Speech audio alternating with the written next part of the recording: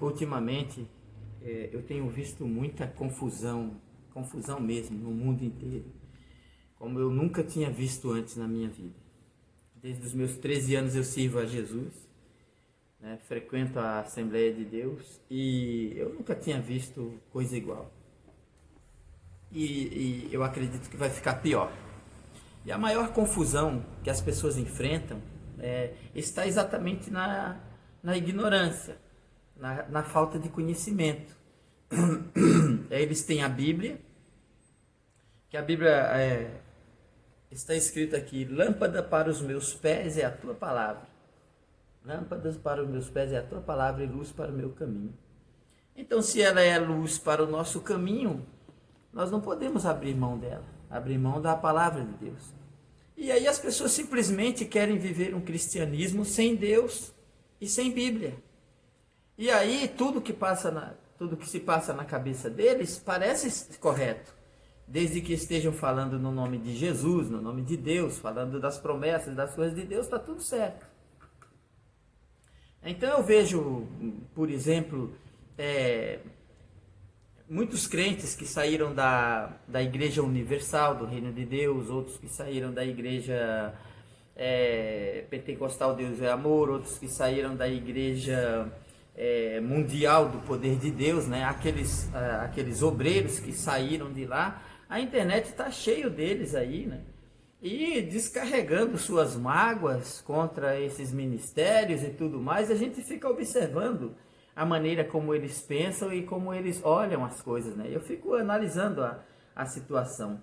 Então, eles se colocam numa situação como se estivessem fazendo uma grande revelação. De fato, é uma coisa útil. É bom a gente saber o que se passa nesses ministérios, né, e nessas coisas aí. Mas quem vive lendo a Bíblia, estudando a palavra de Deus, que tudo isso aí é normal. Isso está dentro do pacote da salvação, do pacote que vai nos levar ao desfecho final desse mundo. Porque Jesus mesmo já disse que essas coisas havia de acontecer, né? Elas aconteceriam. Eu quero ler uma passagem bíblica, apenas um versículo, que diz assim, Isaías 43, versículo 13, diz assim: ainda que houvesse dia, antes que os dias existissem, eu sou, e ninguém há que possa fazer escapar das minhas mãos. Operando eu, quem impedirá? O livro de Isaías na Bíblia, o livro que mais revela e que mais fala a respeito da grandeza de Deus. O livro de Isaías tem uma passagem bíblica que eu acredito que da boca de Deus, falando de si mesmo, o versículo é a passagem mais impressionante que existe. Ele diz assim, ó: antes de mim, Deus nenhum existiu, e depois de mim, Deus nenhum haverá.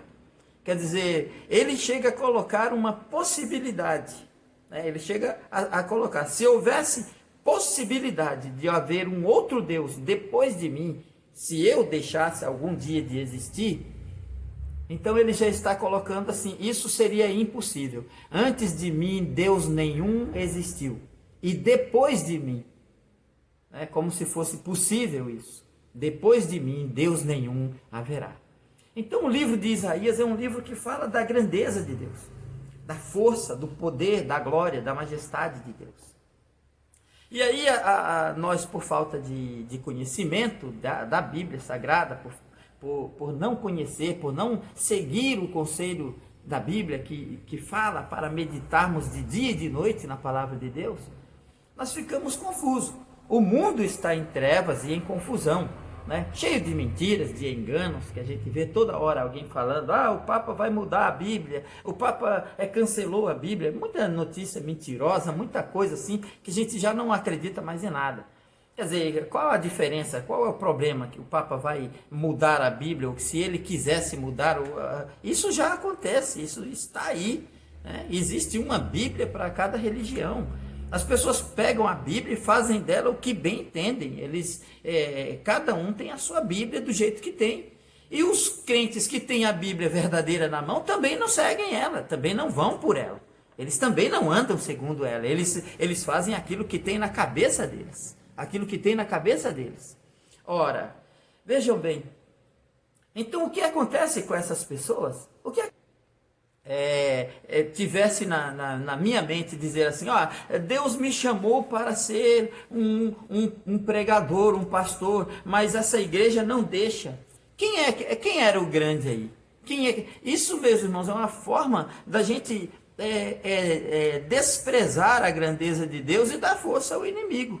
Porque se Deus quer que eu faça alguma coisa e tem alguém me impedindo fazer, então essa pessoa é maior do que Deus. Essa pessoa é maior e mais poderosa do que Deus. Deus me enviou a pregar o evangelho, mas os homens não querem deixar. Então, vamos servir aos homens, vamos acender velhinhas para eles e vamos servir a eles, porque ele é maior do que Deus. Por que será que a gente não atenta para a palavra de Deus? O Senhor diz assim, operando eu, quem impedirá? Nabucodonosor aprendeu da pior forma possível quem é que governa eternamente a terra. Deus fez ele comer capim. Deus fez ele rastejar no chão e para fazer ele compreender que quem manda na terra, no mundo, no universo, em todas as coisas é Deus. Ele é o Rei eterno, ele não vai dominar o mundo quando Jesus voltar. Ele domina eternamente. Ninguém, o governo de Deus nunca, jamais, em momento algum saiu das mãos dele. Nem antes, nem durante, nem depois e nem depois do final. Ele é o Rei eterno, ele domina sobre todas as coisas. Então, quando ele diz, operando eu, quem impedirá?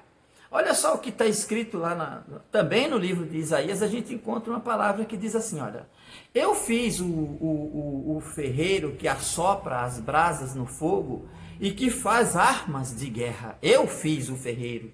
Eu também criei o destruidor para destruir. Mas toda arma preparada contra ti não prosperará. Isso nos dá segurança de que todas as coisas estão nas mãos de Deus. Se ele diz assim, eu tenho as chaves, né? Quando eu abro, ninguém fecha. Quando eu fecho, ninguém abre. Então, se por acaso fechou uma porta ali, mas Deus disse que a porta nunca ia fechar. Não, Deus não disse isso. Ele disse que quando ele abre, ninguém fecha. E quando ele fecha, ninguém abre. Ninguém abre. Então, se a porta está fechada, quem fechou foi Deus. Se a porta está aberta, quem abriu foi Deus. Por que Jesus Cristo, os profetas de Deus, o tempo todo eram perseguidos? Os profetas eram perseguidos, mas aquilo nunca impediu eles de fazer aquilo que Deus queria. Se eles estivessem dispostos a fazer o que eles queriam, eles teriam quebrado a cara. Quando eu era jovem, tinha um hino muito bonito que eu vi na creche Rosa de Saron, onde a gente cada final de mês tinha uma vigília que começava à meia-noite e até 6 horas da manhã. E eu vi uma música que não sai da minha cabeça, e ela dizia assim, que se Moisés tivesse ido antes do Senhor mandar, todos tinham perecido na travessia do mar, né? E aí Deus deixava que Moisés fosse sozinho e não enviava um anjo para guardar o seu caminho, né? Esses são as palavras daquele hino. E é uma realidade. Quer dizer, Jesus, quando os profetas de Deus sempre pregaram sobre pressão, sobre perseguição, né? Tem um profeta, não me lembro muito bem o nome dele, aonde, não sei se era um que era cultivador de sicômoros, né? Não me lembro do nome dele agora, não vou pronunciar para não falar errado. E alguém disse, e o sacerdote ali da cidade disse assim, vai-te embora daqui, ô profeta, vai profetizar lá na tua terra, vai para onde tu quiser, aqui tu não vais mais profetizar, na minha igreja, na minha jurisdição tu não profetiza mais, aqui nas terras dos reis tu não profetiza mais. Ele não se importou, ele diz assim, escuta aqui, eu não era profeta, nem filho de profeta, eu estava cuidando do meu trabalho, eu era boiadeiro, eu era boieiro, cultivador de sicômoros. E aquele que me mandou disse, vai e profetiza. Essa é a diferença. Quando Deus nos manda, essa é a diferença. Então Deus disse assim, e aí ele fez uma profecia contra aquele homem. E pouco tempo depois aquele profeta morreu, a mulher dele se prostituiu, ele foi uma vergonha, enfim, a vida dele foi arrasada. É assim, ninguém impede Deus de fazer o que quer. Nós que somos chamados, que tem a chamada de Deus, que tem a vocação divina para fazer a obra de Deus, não podemos fazer o que a gente quer, não é? Se você realmente tem uma chamada divina, você tem que ficar esperando e aguardando na revelação de Deus, aguardando os princípios de Deus. O apóstolo Paulo disse assim: as armas da nossa milícia não são carnais, mas elas são poderosas em Deus para a destruição das fortalezas, destruindo os conselhos e toda altivez que se levanta contra o conhecimento de Deus, levando cativo todo o entendimento à obediência de Cristo. Então, primeiro, as armas da nossa milícia não são carnais. As armas da nossa milícia são armas espirituais. Nós não usamos argumentos fajutas para falar, convencer as pessoas. Nós lemos a Bíblia, defendemos e pregamos a Bíblia, a palavra de Deus. As armas da nossa milícia não são carnais, elas são poderosas em Deus. As armas da nossa milícia é a oração. É a oração. É diante de Deus, buscando a graça, buscando direção, buscando orientação. Quando a gente chega num lugar que as pessoas não querem nos ouvir, nós jogamos o pó dos nossos pés para ele. Por que eu vou querer pregar? Então, se algum lugar diz assim, Ronaldo, ali tu não prega mais, e daí? Eles estão condenados, eles são o problema deles. Por que eu vou querer pregar? Vou querer pregar para quê? Para fazer show para mim? Eu vou buscar fama? Não, ali eu não quero pregar mesmo, não. Eu faço isso porque por vocação divina, porque fui chamado por Deus para fazer isso. Eu não estou ali por outra razão, a não ser cumprindo a vontade de Deus. Então, quando alguém não quer nos ouvir, nós jogamos o pó dos nossos pés para eles. Não se lança pérolas aos porcos. Não se lança pérolas aos porcos. Não é o que a Bíblia diz. Não deis aos cães as coisas santas, nem lanceis aos porcos as vossas pérolas. O próprio Jesus foi expulso do templo em determinado momento, foi expulso de Nazaré. Lembro-me de uma passagem bíblica onde Jesus Cristo chegou numa cidade, numa região chamada Gadara, a região de Decápolis, que eram 10 cidades que tinha por ali, e expulsou um demônio ali. Veio toda a população daquela cidade, dizendo para Jesus: retira-te daqui, vai-te embora daqui. Jesus entrou no barco e foi embora. Será que alguém estava impedindo a obra de Deus na vida de Jesus Cristo? Será que vocês estão me impedindo? Deus me mandou pregar o evangelho para vocês aqui em Gadara, agora vocês não querem, né? Então, Deus me mandou e vocês estão me mandando embora? Não. Jesus disse: quando alguém te expulsar de um lugar, vai para outro. Quando sair daqui, vai para outro lugar. Deus não quer. Agora, o que eu vejo na maioria das pessoas, por exemplo, nesses homens que chegam aí na igreja detonando tudo, esses da Universal, da Mundial e tal, tudo, mas que estão nesses lugares que não são nada, enquanto eles estão ali comendo, bebendo e vivendo do bem e do melhor, eles estão ali mentindo, roubando, fazendo o que querem, mentindo, enganando, tomando dinheiro das pessoas, fazendo o que bem entende. Quando o patrão deles, porque eles são empregados, né? Quando o patrão deles dá um pé nas costas dele ali, eles ficam todos doentinhos, aí eles ficam: não, eu vou ler a Bíblia, agora olha aqui que a Bíblia diz. Agora a Bíblia tem valor? Agora a Bíblia tem valor? Quer dizer, quando você estava ali, amiguinho deles, amigo do seu superior, do seu patrão, pregando ou enganando as pessoas, você não lembrava que tinha uma Bíblia. Agora, como você foi mandado embora, não, me expulsaram da igreja, mas aqui na Bíblia, agora a Bíblia tem valor para você. Agora a Bíblia tem valor para você, antes não tinha. Então aí acham que, não, porque aí o Senhor me chamou, mas o homem me expulsou da igreja. Isso não existe. Aí eles saem de lá, dessa igreja, e colocam uma outra igual para fazer a mesma coisa, né? Para fazer os mesmos enganos, coisa que Deus não quer, que Deus não manda.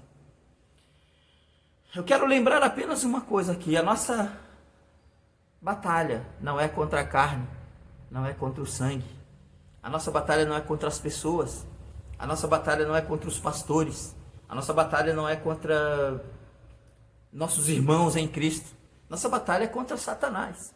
Então, se alguém me chama para uma igreja, Ronaldo, vem para cá, tu vai ser pastor, eu vou te dar aqui, você vai pregar, você vai ser o superior, você vai ser o segundo, você vai ser o vice-presidente dessa igreja aqui acima de mim, aqui, acima de você só eu. Ah, tá bom, olha só, adeus, é maravilhoso, tal. Aí eu tenho toda a liberdade. Aí na minha vida particular, lá na minha vida, no meu recôndito, lá no escondido da minha vida, no meu trabalho, no meu coisa, aí eu caio em adultério, eu sou pego fazendo coisas erradas, eu sou xingado de ladrão, de safado, de caloteiro, de sem vergonha, devo para todo mundo, tenho uma vida derrotada e destruída, mas na igreja as portas estão escancaradas para mim. De que vale isso? De que vale isso? Que valor que tem isso? E aí, quando você está lá em cima, alguém não precisa nem tacar pedra em você, você cai de podre. Cai de podre, caiu porque estava podre. Não é isso que Deus quer de nós.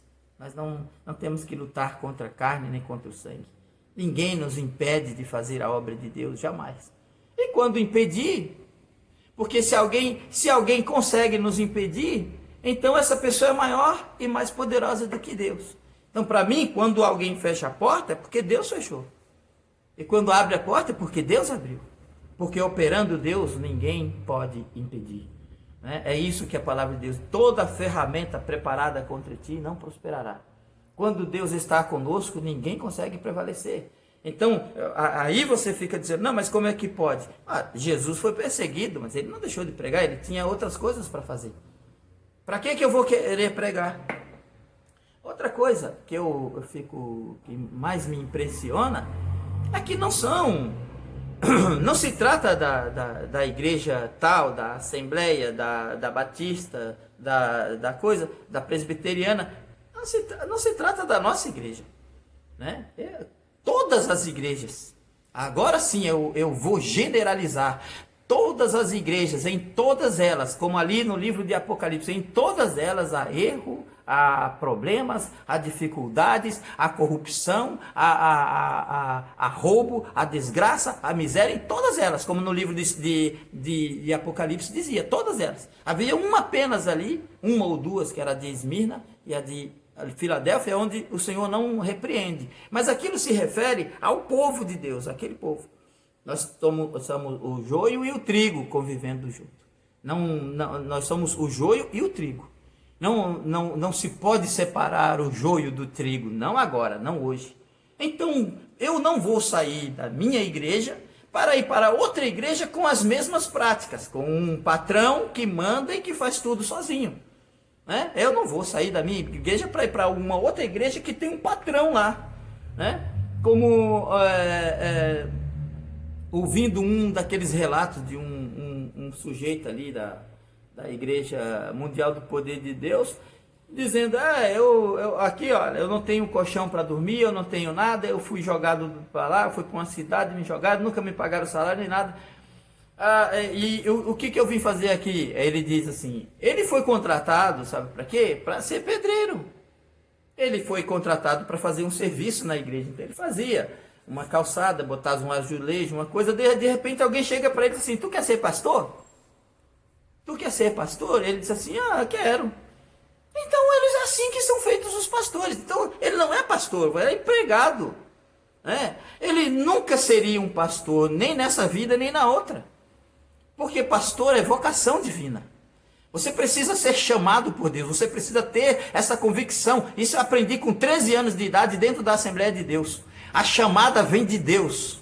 É uma vocação divina.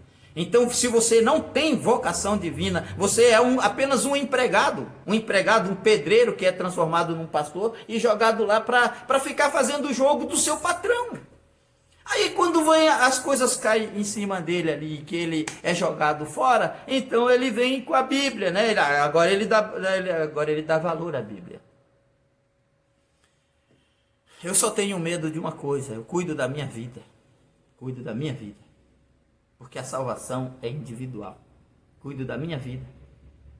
E não fico cuidando da vida de ninguém e não me interessa.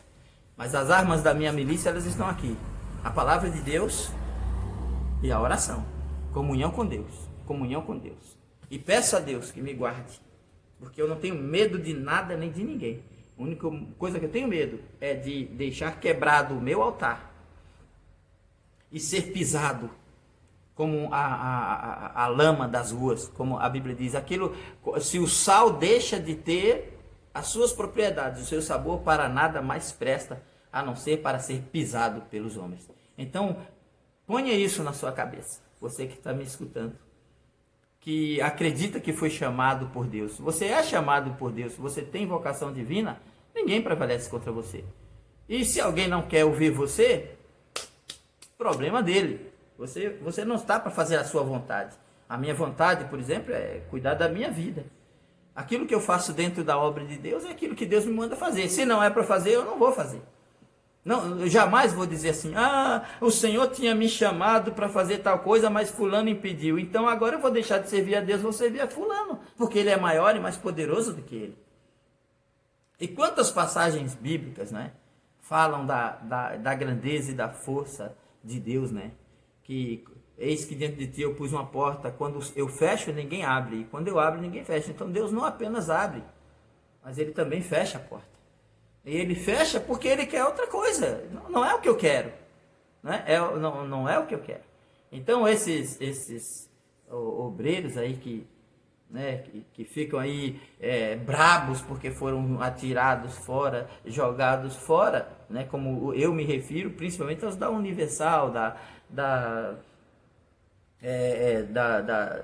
Mundial do Poder de Deus e tudo, que chega aí depois eles mesmos colocam outras igrejas para continuar no mesmo vício, né? Os mesmos vícios, os mesmos problemas, a mesma enganação que eles faziam lá na outra igreja, eles começam a fazer do mesmo jeito.